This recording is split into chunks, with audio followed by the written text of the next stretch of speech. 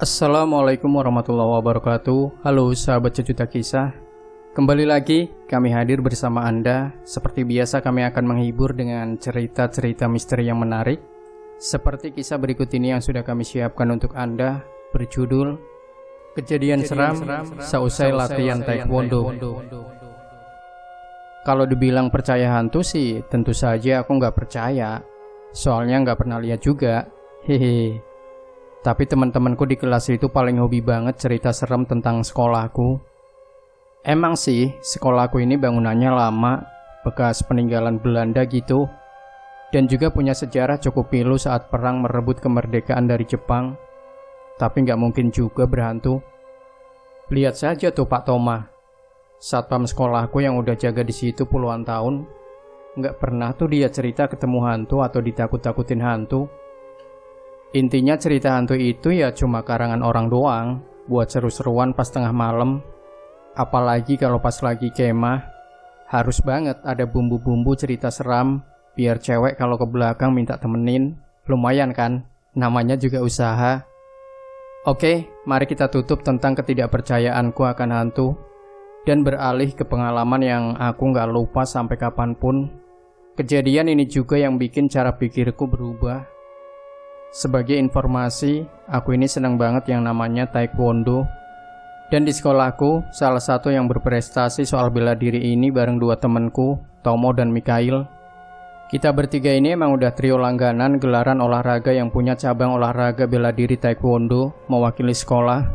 Gak jarang juga kita nyabet juara 1 dan 2 di berbagai acara itu. Ketika itu, salah satu gelaran pekan olahraga daerah akan berlangsung, dan sekolah sibuk mempersiapkan wakil-wakil untuk setiap cabang olahraga yang bisa diikutin. Seperti biasa, untuk cabang olahraga bela diri Taekwondo aku, Tomo sama Mikhail yang kepilih untuk mewakili sekolah. Satu-satunya kesempatan kita bisa latihan adalah malam hari setelah pulang sekolah. Kepala sekolah pun memberikan izin untuk menggunakan lapangan basket untuk latihan. Aku sama dua sobatku itu mulai fokus latihan supaya bisa menang dan bikin sekolah bangga. Kita bertiga kalau udah ketemu emang kadang gak tahu waktu, kayak sesi latihan yang kita jalanin malam itu. Seusai latihan, kita bertiga keasikan duduk di lapangan basket sambil ngobrol ngalor ngidul, dan akhirnya malah jadi sesi curhat. Kamu tahu gak sih, kita anak kelas 11, gila, cantik banget. Kata Tomo matanya berbinar-binar. Yang mana? Sahutku. Sekalipun aku tidak pernah melihat sosok kita yang diceritakan Tomo. Aneh memang. Apa akunya aja yang gak pernah merhatiin. Kamu pernah lihat, Mik? Mikhail mengangguk. Pernah, pas di kantin habis kelas olahraga. Ketemu di warung jus. Cantik sih emang anaknya. Terus kalem lagi. Demen aku lihat cewek kalem, gak berisik kayak bebek lagi di angon. Kenang Mikhail. Nah itu dia, bener cantik kan? Tomo menyenggol Mikhail, seakan-akan Mikhail sedang memujinya. Oh, gumamku. Terus kenapa kalau si kita itu cantik? Aku mau deketin, syukur-syukur bisa kugebet. Jawab Tomo centil, tidak lupa ia menarik alis. Kayak si Gita mau aja sama kamu. Kalau jajan aja pelit, terus jarang mandi lagi, kata Mikhail. Tomo berang. Kampret kamu, teman lagi seneng sama cewek, bukannya didukung malah dicengin. Mikhail tertawa. Aku bukannya ngecengin, tapi realistis. Terserah kamu aja. Sementara mereka berdua sibuk bertengkar, aku sibuk mengelap keringat yang masih bercucuran dari dahi dengan handuk yang aku bawa. Entah kenapa udara malam itu terasa panas, padahal kalau dilihat langitnya mendung, tapi sama sekali gak ada angin. Aku merogoh tas lempang yang ada di sampingku untuk mengambil botol minum. Aku tenggak air di dalamnya sampai mau habis. Selirikan, aku melihat deretan kelas di lantai 2 gedung sekolah di hadapanku.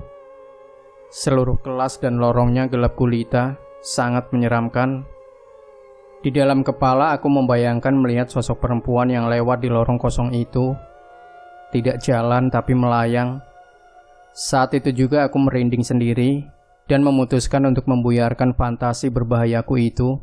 Kalau aku lanjutin, bisa-bisa aku terkencing-kencing sendiri. Terus kalau ternyata beneran apa yang aku pikir kejadian, gimana? Amit-amit deh. Udah, mending kamu deketin langsung aja. Cewek cantik biasanya nggak lama jomblonya, kataku kepada Tomo. Dari mana kamu tahu dia jomblo? Tomo keheranan, dalam pikirannya pasti kesal karena aku asal bunyi. Perasaan aku sih gitu, aku jawab enteng. Tomo membuang nafas panjangnya sambil manggut-manggut seperti burung nuri. Pakai karisma kamu sebagai kakak kelas buat deketin dia. Terus jangan lupa mandi sebelum berangkat sekolah. Nanti yang ada anak orang semaput. Gara-gara nyium bau ketek kamu lagi, kata Mikhail. Kamu kayaknya emang gak seneng banget sama aku, Mik. Ributlah sini, tantang Tomo. Aku sama Mikhail malah ketawa-ketawa melihat si Tomo emosi. Iseng aku ngelirik ke jam tangan yang ada di atas tas. Ternyata udah jam 12:30 malam. Aku kaget, ternyata udah malam banget. Gila, udah jam 12:30 malam. Ganti baju yuk, habis itu pulang. Gila, kehabisan angkutan deh aku. Baliknya anterin aku ya. Mikhail cengengesan kepada Tomo. Tomo membuang muka. Cih, ngapain banget aku nganterin kamu? Nanti kamu semaput lagi, cium bau ketekku. Enggak kok, ketek kamu gak bau, wangi kok, bujuk Mikhail. Giliran ada maunya aja kamu baru sok begitu. Bau ketekku kamu bilang wangi, biar aku ngasih tumpangan tuh, balas Tomo. Itu tahu, jawab Mikhail. Ya udah aku anterin. Tomo nyelonong ke kamar ganti yang ada di lantai dasar gedung kelas dekat lapangan basket. Aku sama Mikhail pun ikut berjalan ke kamar ganti. Di sana kita bertiga mandi singkat untuk menyegarkan tubuh. Kamu cium wangi melati nggak? Kata Mikhail ketika kami sedang oper-operan parfum di kamar ganti. Bau parfumnya si Tomo kali, pas sama mukanya yang serem, jawabku. Tapi ternyata jurus bercandaanku nggak ampuh. Tomo sama Mikhail nggak ketawa sama sekali. Muka mereka serius banget, kayak nahan berak. Iya, aku juga nyium nih. Kuat banget wangi melatinya, kata Tomo. Aku pun akhirnya ikut serius. Aku angkat kepala ke udara buat ngendus udara di kamar ganti. Dan ternyata beneran, bau melati nyengat banget. Tanpa diketahui Tomo dan Mikhail, aku merinding. Dan aku yakin mereka pun diam-diam merinding. Soalnya muka mereka udah mulai pucat. Udah, kita pulang aja yuk, ajakku. Ide bagus, jawab Mikhail. Kita bertiga langsung keluar ruang ganti. Pas di luar aku baru sadar kalau malam udah larut banget. Bulan di langit sana terlihat terang benderang, dan awan-awan hitam bergerak cepat di sekitarnya. Gak ada suara apa-apa alias sepi banget. Yang ada cuma suara sandal kita bertiga yang kompak jalan cepat menuju motor yang diparkir di lapangan voli dekat lapangan basket. Kita bertiga sukses sampai ke motor. Aku dan Tomo langsung pakai helm dan naik ke atas motor, siap-siap buat nyalain mesin. Sedangkan si Mikhail menclok ke boncengan motor Tomo. Baru aja Tomo mau nyalain mesin motor, tiba-tiba dia dikagetkan oleh Mikhail yang meremas pundaknya kenceng banget. Sampai-sampai Tomo ngerang kesakitan. Tom, itu... Tiba-tiba Mikhail ngomong ngaco sambil nunjuk-nunjuk ke lapangan basket. Ada apaan sih? Tomo pun mengikuti jari Mikhail, begitupun aku. Serentak badanku langsung rontok pas lihat apa yang ditunjuk sama Mikhail. Seorang perempuan cantik banget, rambutnya panjang. Dia lagi duduk di atas ring basket sambil memutar-mutar rambut panjangnya. Perempuan itu melemparkan senyumnya ke kami bertiga. Baru kali ini aku lihat perempuan secantik itu. Tapi bukannya kesemsem, aku malah mau kencing di celana. Sekitar 30 detik kita bertiga terpatri di atas motor melihat sosok perempuan itu. Senyumnya lama-kelamaan jadi mengerikan. Untung Mikael langsung sadar. Dia berkali-kali istighfar dan menampar muka Tomo berkali-kali. Sampai Tomo sadar dan diikuti istighfar juga. Setelah itu baru Mikael turun dari motor buat menyadarkanku yang masih linglung gara-gara kesirep sosok perempuan itu. Detik itu juga kita nyalain motor dan tarik gas untuk pergi dari lapangan voli. Tidak sekalipun gas motor aku turunin dari sekolah sampai rumah. Pas misah jalan pun aku sama Mikael dan Tomo tidak pakai pamit, langsung saja tancap gas.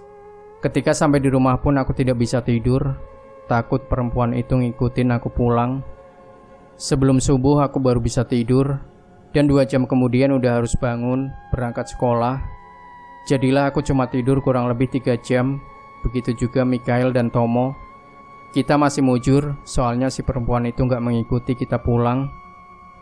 Setelah kejadian itu, tiap kali lewat lapangan basket dan lihat ring basket, aku langsung merinding disco, teringat muka dan senyum perempuan itu yang cantik, tapi mengerikan. Dan semenjak itu pula, aku jadi percaya sama yang namanya hantu. Demikian sahabat Sejuta Kisah, jangan lupa berikan komentar Anda, like, share video ini, subscribe channel Sejuta Kisah, dan kembali nantikan cerita-cerita misteri terbaru dari kami. Wassalamualaikum warahmatullahi wabarakatuh.